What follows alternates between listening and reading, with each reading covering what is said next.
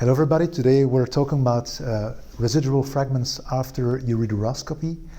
And when we take a look throughout the data available in the literature, we can see that residual fragments are very frequent. Now I'm talking about CT-based data, because most of the studies are not based on CT, but these data, as you can see here, are only based on CT. And if you're looking at the zero fragment rate after ureteroscopy, you see that the zero fragment rate is only 51%. So that means that 49% of the patients have residual fragments, and that is very frequent. So what do we have to do with that? This is a nice study which has shown that if you leave fragments behind greater than 2 millimeters, then you have a bigger risk of repeat surgery. So this is probably the threshold, and you should apply the threshold in your clinics. Fragments greater than 2 millimeters are associated with repeat surgery.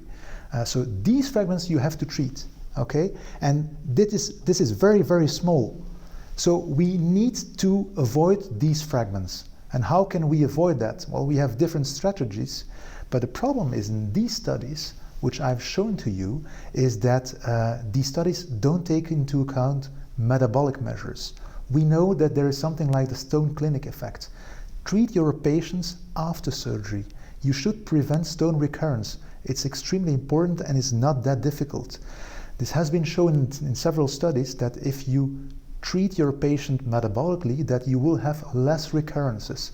So think about that. Other strategies is that you can use oral therapies, like in uric acid stones. You can try to alkalinize your urine.